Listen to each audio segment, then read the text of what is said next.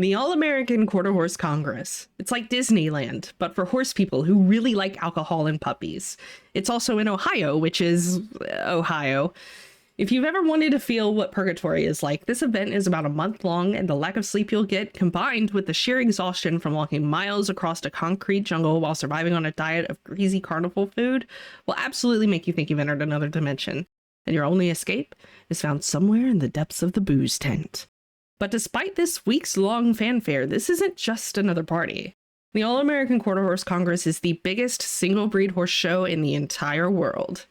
Over 25,000 entries, thousands of horses, and enough rhinestones to blind an entire panel of judges. Winning here for some folks carries the same weight as a world championship, and maybe even more, because everyone and their dog, literally, comes to Congress. The Congress traces its roots back to 1966 when horse breeder Blair Folk, former president of the Ohio Quarter Horse Association and apparent visionary of madness, attended the Charolais Cattle Congress in St. Louis, Missouri. He looked around at the cattle show and thought, what if we did this but with quarter horses and about 400% more emotional damage? When he pitched the idea to the OQHA board, reactions were split. Half said, yes, this could be amazing, and the other half said, we have $3,500, please stop. But Blair was a man possessed. He teamed up with Dr. W.P. Pete Drake, a guy so determined he probably slept with a clipboard, and together they set out to raise $10,000 in just a few months to make this thing happen.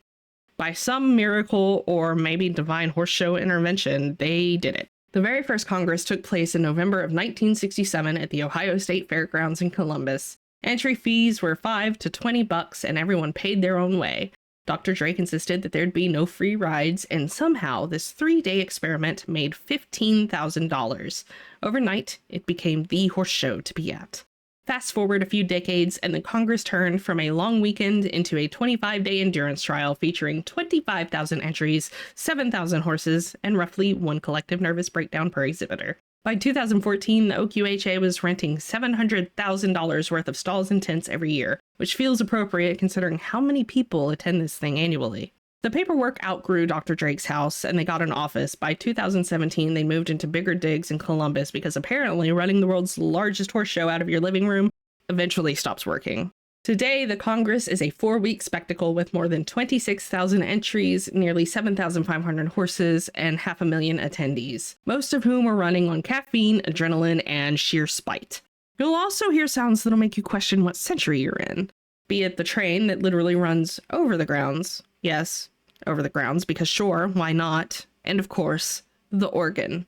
That unmistakable, slightly haunted sound as horses lope at a 45-degree angle down the rail. It's the music of triumph, or doom, depending on how your ride went. Then there's the trade show. 20 acres of horse-themed capitalism. If it can be embroidered, bedazzled, or smell vaguely like leather, you'll find it here. And then finally, the food. If you left Congress without eating a cinnamon roll the size of a small pony, did you really even go? Can you even call yourself an attendee if you didn't drown a stromboli in butter? The deep-fried everything, steak Sammys and bourbon chicken, the buckets of mini donuts. It's enough to fuel a small army of exhausted exhibitors, which, coincidentally, it does. Classes at the Congress span every discipline imaginable. Western pleasure, hunter under saddle, reining, trail, showmanship, barrels, and more. There are futurities, stakes, and now even level 1 walk trot divisions for the over-caffeinated youth and amateurs. And while the World Show might get a fancy name, the Congress Championship hits different. Thousands of entries, weeks of prep, and competition so tight it could cut glass. Winning here is a genuine badge of honor. Between the AQHA, NRHA, and NSBA points, the $4.5 million in cash and prizes, and the 500,000 people who flood Columbus every year, the Congress has become an institution. Since its inception, it's brought in over $400 million to the Ohio economy and roughly the same amount in collective chiropractor bills. From Blair Folk's fever dream to a 4-week-long endurance test of grit, glitter, and deep-fried perseverance, the All-American Quarter Horse Congress stands as the greatest monument to equine excellence and human exhaustion the horse world has ever produced. Complete with organ music, pad cell service, and someone crying in the wash rack at 2 a.m. So if you make it out of Congress with your wallet, your voice, and both of your boots still on your feet, congratulations. You have achieved the highest honor of all, survivor of the All-American Quarter Horse Congress. Enjoy the show this year, you jerks. I'm very jealous that you're there and I'm not.